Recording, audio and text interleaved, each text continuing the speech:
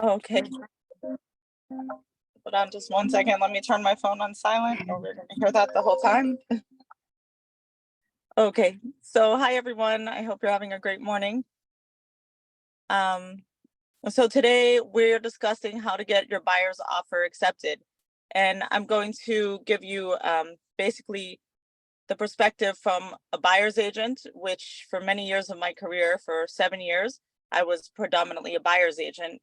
I did a lot of business. I would say 95% buyers. And then 2 years ago, I started to transition towards being more a listing agent.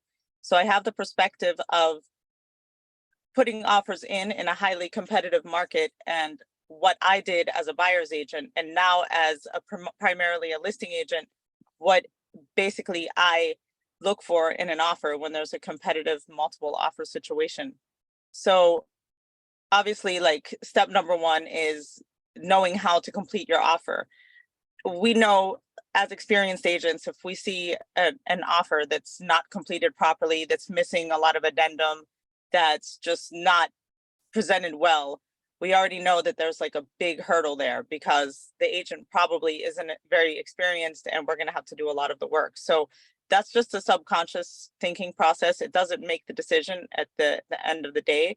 But I would suggest, if you're a new agent, learn your contracts. We have a ton of videos. There's tons of videos on YouTube. There's people to fill in any blanks that the YouTube videos can't give you, but learn how to fill in a contract because that does make a difference. Learn what addendums you need. For example, if you have an FHA offer, make sure you submit the FHA addendum along with your offer. If you have a property built prior to 1978, make sure you're doing the lead addendum. If it's a VA offer, make sure you're putting the VA addendum. Those things are very, very important.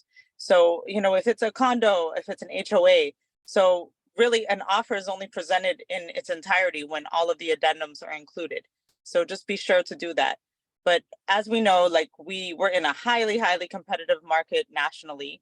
And then it kind of tapered off to where it was pushing a little more towards a buyer's market. And we were again asking for credits and we were getting them. That was like December, January. So we were asking for like the 2% or the like $10,000, what was it, the seller buy down, so that the buyer could buy rates, and that lasted for a couple months. But now I think everyone can attest to under 600,000, we're back into a multiple offer situation. So when you're presenting your offer, you really have to have that one-on-one with your client and explain to them, look, I know you might have heard a lot of talk, you might have heard a lot of noise out there that the market's dropped, the prices are lower, but that's just not the reality. The reality, and we can show you with market trends, we can show you with our experience, we can show you, factually, that we're in a highly competitive market. And for instance, I'm one of the agents on our team put an offer or did an open house on a pool home in Miami Gardens and had like 4 offers within one day and $16,000 over appraised value and like 10,000 over asking. That was last weekend. That's the market we're back to right now. So you have to have that one-on-one with your client and let them know that they need to step up aggressively if it's a house that they love. So that's number one. It's being able to be blunt with them. It's being able to be honest with them and let them know that if that's not the market that they're in, then this is going to be a frustrating process. So once you have that conversation with them, then obviously you do it gently, not just like that blunt, but in a nice and professional way. Then you present your offer, and your offer, in my opinion, if you want to get it accepted, and sometimes you have to entertain a few lower offers because they don't just jump on board right away. Like, yeah, let's go 10,000 over appraised value and 10,000 over asking. But eventually you try to build up to that within a couple of offers once they realize that what you're saying is factual. And you really want to come over appraised value, and you want to come a little bit, in my opinion, over asking right now. I see it with our team in condos, I see it in townhomes, and I see it in anything that's in the FHA range, especially in single family homes. So in order to present, one, you want to present with a thorough, completed contract and addendum package. You want to state your email to say, this is my offer. I always break down what my offer is in detail on the email. I'm not someone who believes in the long stories. I keep it short and sweet, but professional with a little extra cents or two, and I let them know this is my offer. And then very important is your follow-up, because remember, if they're getting 10 offers, a lot of the offers are very, very similar. And I used to really lack with this when the market changed from being, a single offer or one or two offers per property. I just didn't have good follow-up with agents. And especially being on the listing side of receiving offers, honestly, the agent that's ringing your ear the most, that's texting you, that's calling you, if there's two offers and they're similar and you're presenting them to your seller, and that one agent is just constantly nagging you, not so much that you can't stand them, but nagging you in a way to remind you that their offer is there, it does make some headway. So, I mean, I'd say consistency, professionalism, being thorough, and just being able to make a strong offer. And if my clients ask me how much over appraised value, I always push for 10,000, because it's the market that we're in. And I explain to them, I'm not trying to push you over market value, but if right now what your ultimate goal is to purchase, then we need to be competitive. If this is the perfect house for you, then that $10,000 balances itself out over a long period of time. So I think it's how you really present it to your clients, how you present it to the agent, and how you communication with everyone involved. There's really not a lot to say on this topic, but I think I'd like to add one thing, Sherry. Good morning. Good morning. Yeah, that's what I wanted to do. I wanted to open the Zoom for like questions. I think that would be more useful. Well, I just wanted to add one thing to help the agent, to help all of us. I usually not only harass and stalk the listing agent if I'm putting in an offer nicely, but I also get my lender to email them, call them, or text them, or do all three, so that they're confident that our deal is a strong one, our offer is a strong one, and we can close in a timely manner, because that's what everybody wants to see. If they're going to go with your offer over a cash offer, because typically cash offers, well, it varies on the property, but some of them have been a little bit lower or closer to asking. And if the financed offer is higher, they want to be confident that you can close within a timely manner. So I always push my lenders to, hey, can you call them? I'll copy them on the emails. I'll send my lenders info. I'll kind of just put everyone in communication so that they're feeling very comfortable, and they're reminded like, oh, wait, she had the lender actually call me and verify that this is a real client or a real deal. So that's another. I agree. I did leave that out. I put I put 5-day inspection periods. I also do the same thing. I always add that my lender is a veteran agent. We've closed, even if you personally haven't closed a lot of deals, I always put we've closed over 100 deals. But if you can't put that, you could just say he's a closer. He closes deals. We don't lose deals, because obviously you vetted the mortgage broker most likely.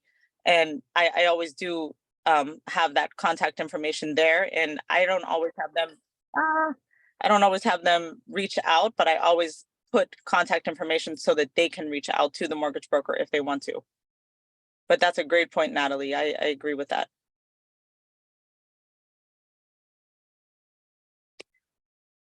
Anyone else? Hey, Sherry, Jimena. Good morning. Morning, Jimena. Hey, guys. So I totally agree with you. Another thing that I actually do is, after doing the showing, my client tells me, hey, I really like the property. Let's put an offer in.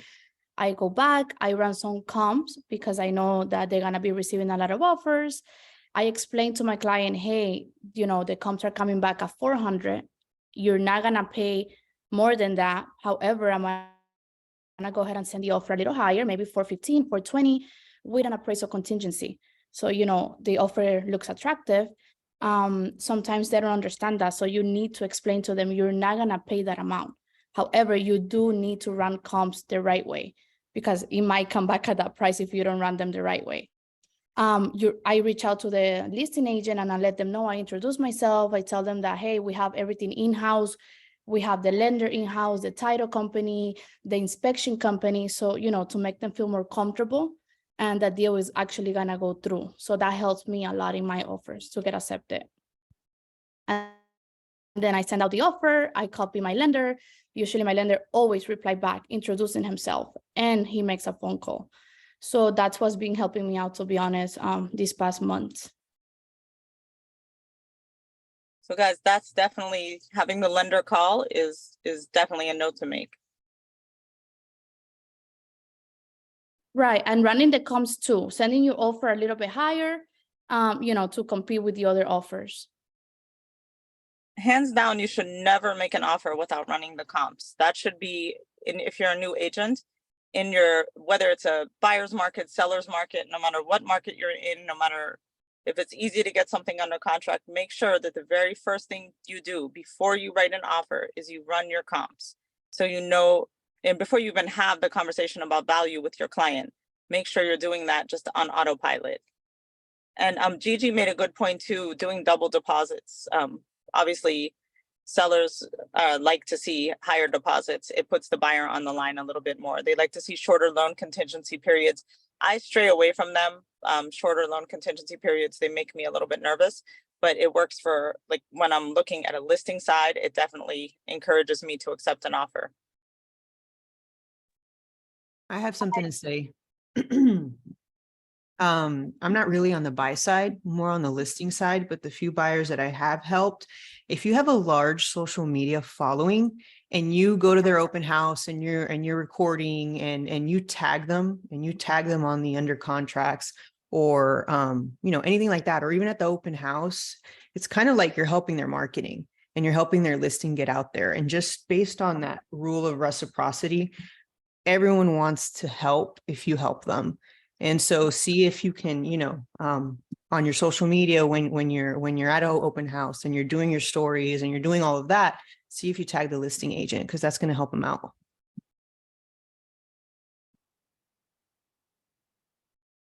That's a very good point.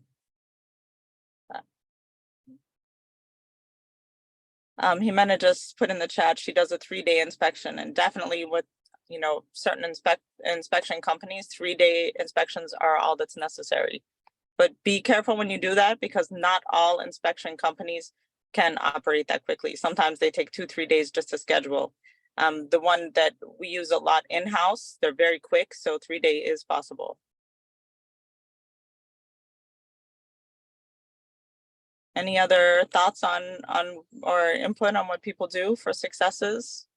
One other thing that I do is I do an escalation clause if I know that the house if I know my client really wants it, if I know that there's multiple offers, and of course you have to explain to your clients. So the escalation clause basically says we're willing to go X amount of dollars in increments over the appraised value.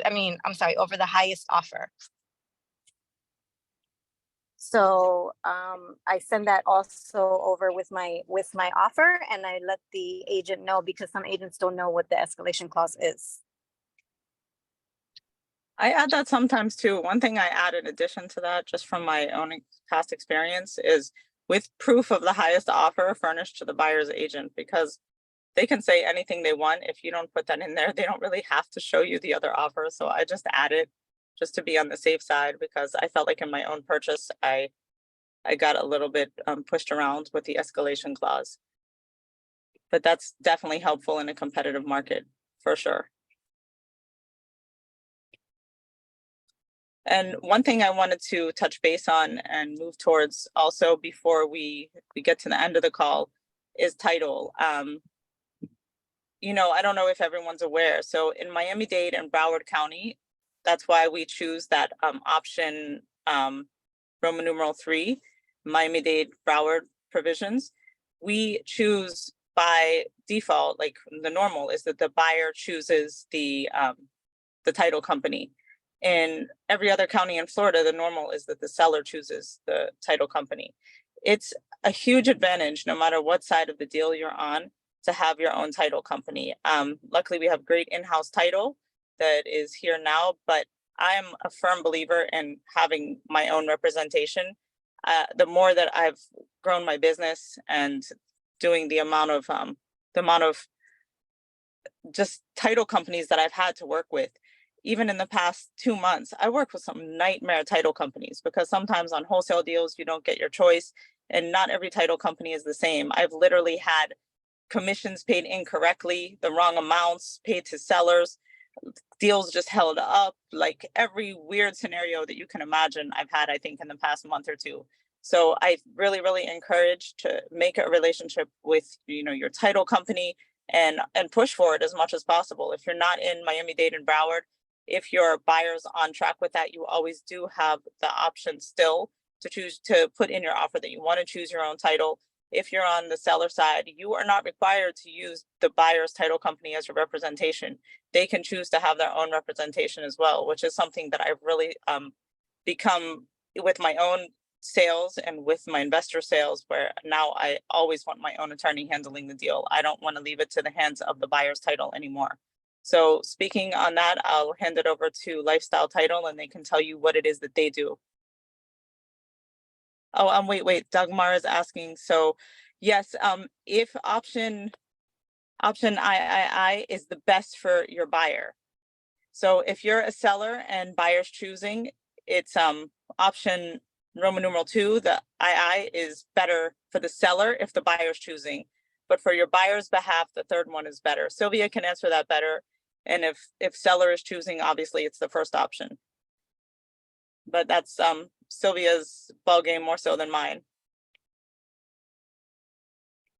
Oh wait, there's another. What if the other stated title company A, but seller's agent changed it after the fact? That happens, but then they have to pay for the title costs. Then you change to the other option where it's the first option where seller chooses title, and then it's a savings for your buyer. If they're pushed back and you have to do it, sometimes you have to get the deal accepted, but I always push back if it's my buyer. But sometimes I do that if it's my seller, where I still want my own title, and I push also on that side. And someone else said also, remember the title company on first page is not always the closing agent, it's the escrow agent. True. On appraisal contingency, do you check that the option in the offer? If you're doing an appraisal contingency separately, then you check it on the contract. If you're not doing a separate appraisal contingency, it is part of your financing contingency. It's kind of a gray area. A lot of people like to do a separate appraisal contingency. I usually don't, because if the property doesn't appraise, that's usually covered within your financing period. But again, that's more Sylvia's line of expertise. Are you there, Sylvia? Yeah, I'm here. Hi, good morning, everybody. Good morning. Let me see the questions that we have here.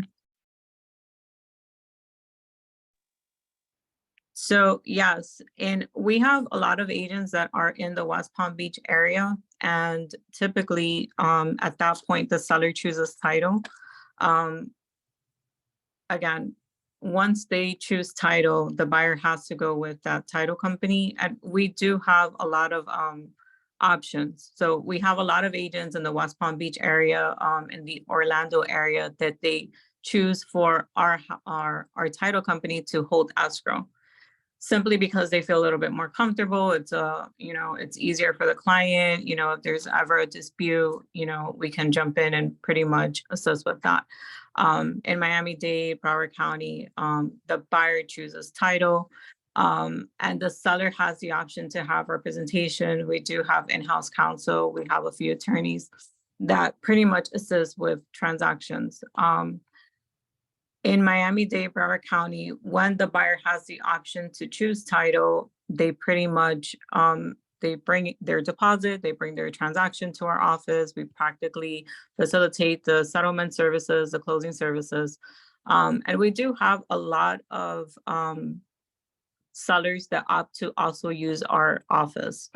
In addition to that, we have a lot of lifestyle agents that they've done so great with transactions and condos and such, that we've had like agents from other brokerages reach out to us because they're not able to facilitate a closing in a condo.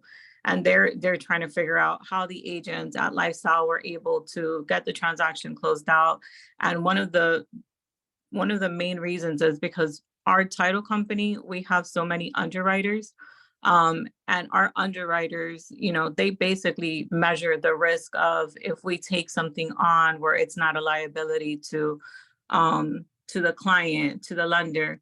And yeah, pretty much our office, we handle the settlement services, we handle the closing services. We do have a JV partnership with Lifestyle International Realty, where we have the facility, we can facilitate marketing for the agents.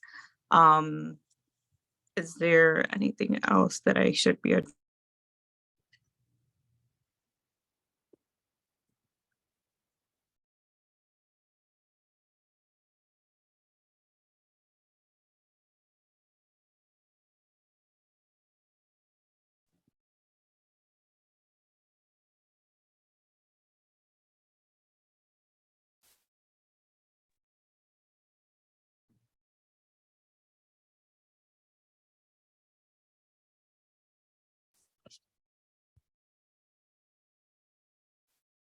I'm sorry, some way, somehow I dropped out of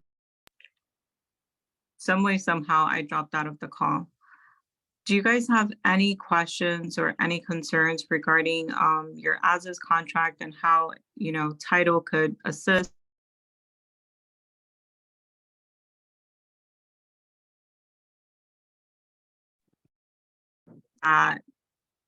Pretty much they have issues with liens or permitting issues or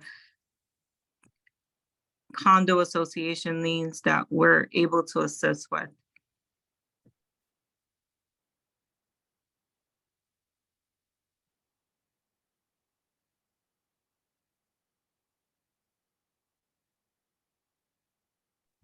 Do you guys negotiate if there's an outstanding violation, lien or anything? Do you guys negotiate with the city or county? I mean, I know one person that's done it a long time ago, but just wondered if there is something outstanding and it has to be paid. Do you guys negotiate?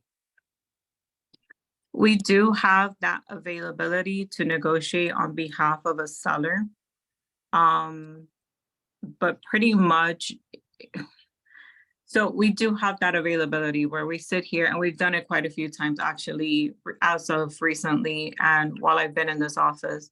The biggest cities that we see a lot of liens that we have to sit and we have to take to special magistrate is in the city of Tamarack, city of Sunrise, city of Miami Gardens. It's a little bit harder, but we definitely know how to approach the situation. The best thing for us to do is to get in contact with the seller, work with them to see, you know, when they brought the liens into compliance. The biggest liens in City of Sunrise and City of Tamarack are typically condo association liens where we have to get partial releases. We already have a roadmap with regards to which condos have special magistrate already release a partial payoff per unit. So pretty much, yes, we do. We negotiate liens on behalf of the seller. And a lot of times, even when we're simply just the settlement agent, closing agent, we do assist the seller. We make that call to either the association, the city, you know, to the city's attorneys to basically get a gist of what exactly is it that we're looking at, what exactly is it that they need to do, you know, if it's in compliance, if there's a fine, if there's a rolling fine, how can we reduce that fine, submitting the paperwork, helping and assisting the seller with the paperwork so that we can get that fine mitigated. And actually, we have that a lot on wholesaling deals. It just, I find that a lot on wholesaling for some odd reason, where we just get so many city liens where we have to sit there and we have to assist the sellers and we have to make the, you know, the phone calls between all parties so that we can all be on one page. Okay, thank you. So one other question, is there one, you know, are there any cities in particular that takes longer with the lien search? Because we were doing one last month, a deal last month, and for some reason it was just taking longer than expected. So I just wondered, just so we know for the future, if there's any cities that you would say, listen, this city takes this much longer, so you want to make sure that you're, you know, following it closely we're communicating to with the seller and the buyer that this city takes longer than any other to do lien searches? I would say City of Hollywood, City of Hollandale. The City of Miami is pretty good. A lot of their lien search reports are automated. But sometimes when you have to go into the City of Homestead, depending, there's certain reports that may take a little bit longer.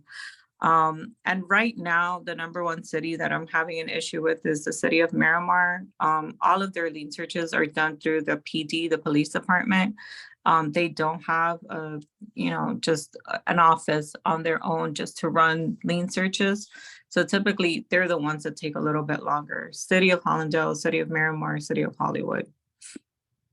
But typically we get lien searches back within like 7 business days or less sometimes. Okay. The you. reports, another report that I can think of that they typically take a little bit longer are like associations. If you have a self-managed association, it is very likely that we won't get an estoppel report for 15 business days. Sometimes it will even take a little bit longer. Their statute to return the estoppel letter is 30 business days. But depending on the association, what type of management they have, it may take a little bit longer. So I find that a lot in the City of Tamarack. City of Tamarack is notorious for that. They have a lot of associations that are ran by the community, and it takes a little bit longer to get in contact with them. Sometimes it takes a little bit longer to get the approval for the buyer and the estoppel report as well. Okay, thank you for your information. I'll definitely know when I'm selling in Tamarack. Yeah, when we start to see certain addresses, we always reach out to the listing agent and sometimes even to the buyer's agent to ask like, hey, do you have a really good point of contact in this association? Just because we can tell by the addresses, this address, we already know it's in this city. We already know. So we always have to make those calls, and we kind of put everyone on notice when we send out the title commitment. Hey, FYI, we ordered this estoppel report, we ordered this lien search report, and we have an ETA of X amount of days. I mean, does it help if somebody goes? Because sometimes I've, gone to the HOA and hand delivered the request for the estoppel, hand delivered this just to make sure that I physically give it to somebody and get their name, get their information, let them know I'm going to call them, let them know I'm going to stop again, because, it's like they forget or they just put it on the pile and then do it whenever they want to. Yes, it does help a lot. And I myself have had to physically go into associations because, again, when you have these self-managed associations, they run on their own timeline. They'll tell you, hey, I'm here from 9 to 10 only. So if they have a queue of 20 other requests, our request falls at the end of their queue. So we've had to physically go sometimes, and we've even had buyers sometimes go physically into the association, to get a follow-up because we can't get a hold of them. But yeah, that it's typically in certain cities that we find that where it takes a little bit longer because they are self-managed associations. And the same thing goes for, the lien searches. We do a lot of follow-up. We are very close to the City of Miramar. If I have to pop in sometimes, I do, because they take a little bit longer than what we would expect or we would like.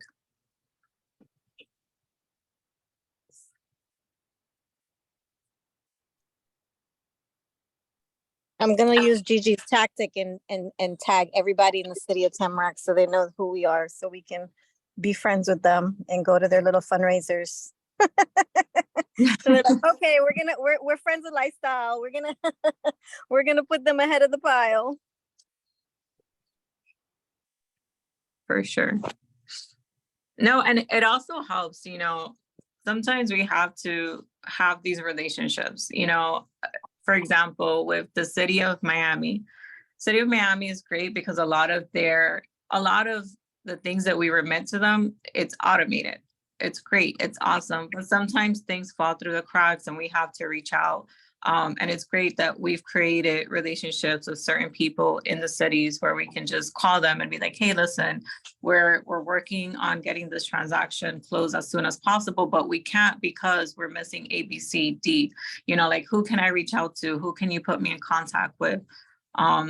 So definitely, sometimes we have to make those relationships. Sometimes we have to show face and go into their offices so that they know, oh God, here goes this lady again. She's gonna come to me because we didn't transfer something, or, you know, she's trying to get this report.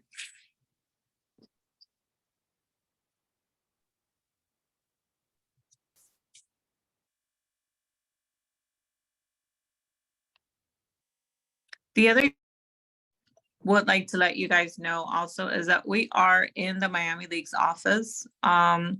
We have a lot of agents that they come, they sit with us, they ask us questions before they go to their listing appointments, if they're privy to certain information, such as, you know, knowing that their client is a foreigner, you know, if they're privy to how much they're looking to list the property for, they come, they sit with us, they ask us, hey, can you build a proposed closing statement for us? Or, you know, the different scenarios that we may encounter, for example, with FERPTA, if they would get a buyer that would take the liability for those taxes, or if not. Same thing goes for transactions that you guys as the agents are already aware that there may be a foreclosure or that there is a big lien on the property. Like, hey, listen, we know that they have a foreclosure on the property, you know, like, what can we foresee with their closing transaction? You know, realistically speaking, you know, the turnaround time as to how quickly we need to start moving. And the same thing with the city liens, you know, like, this client, they need to close because they have this grand city lien. We can prepare the closing statement for you guys. We can sit here, we can walk you through the possibilities of what will happen at closing. I want to add one more thing. I'm in the lifestyle office. No, that's not what I wanted to add. I wanted to, I finally got here. I was taking forever to get over here. I wanted to add that when you are doing, if you're an agent that does a lot of rentals, still make friends with the management, with the HOA, because you're going to have to go back to them at some point when you're doing a sale. And you can also get sales from them, because I've made relationships. I used to work a lot in North Miami, and I made relationships with a lot of those managers and HOA people, and they will tell you the business. They will tell you if you act professional, because these listing agents are like a friend of a friend of a friend that got the listing. Never been to the management company, never. The listing agents are super lazy. They're not going to drop paperwork. They're not going to even, sometimes they don't even have the application. You have to go and like call, dig, harass to get the application. Go there in person, introduce yourself, make friends with everybody, because they'll say to you, oh, you did such a great job, and oh, you're so professional. So-and-so wants to sell their condo. Here's my information. I'll keep you in touch. I'll recommend you, because then they see like, wow, this person really knows their stuff. They're really on top of it. They're very friendly and personable. They bought me flowers or coffee. Like, you know, just make friends, because then you're going to be able to get more business, and also your transaction, whether it's a rental or a sale, they're going to push it through. Like, oh, Natalie came and, you know, bought me coffee, like a donut, whatever. Oh my God, I'm going to let her, you know, do more business. And so don't be afraid to go there. Like, it's worth the drive to get in your car, take that packet or paper, the 100-page application, whatever it is, and physically give it to somebody. And if they're not there, just be like, oh, you know, put in a pretty envelope, leave like your card, that, oh, I left this for you, you know, whatever. Like, make the relationship, because it makes a difference. And they know everything about everything. When I tell you they know everybody's business, this one just got married, this one just died, this one, this is the family of so and so and so, like, they know everything. So if you make friends with them, you're gonna know everything in that building or in that community, and it will work to your advantage.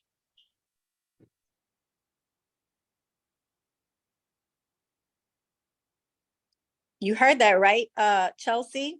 I know you're on here because Chelsea goes to a bunch of these properties all the time. Yeah, I do.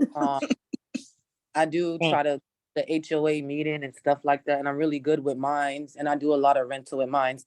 I had a question though. When it goes back to on the seller side, when the buyer picks their own title company. So y'all was saying that it's good for the seller to have their own title company, but I had heard that don't the seller end up paying more if we don't use the buyer's title company? How does that work? I'm kind of confused with that.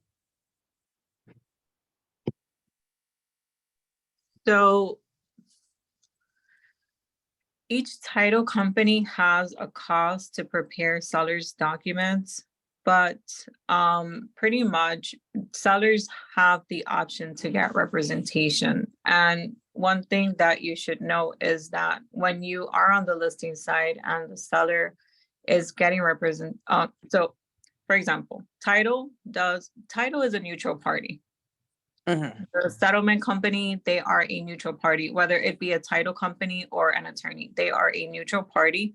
What we sit here and what we do is typically we get your contracts, we translate the contracts into your settlement statements, your closing documents. You know, we run the city reports, we run the HOA reports, and we provide all of that documentation to all parties. We're neutral. But should a seller elect to have representation, they can only have attorney representation on the seller side.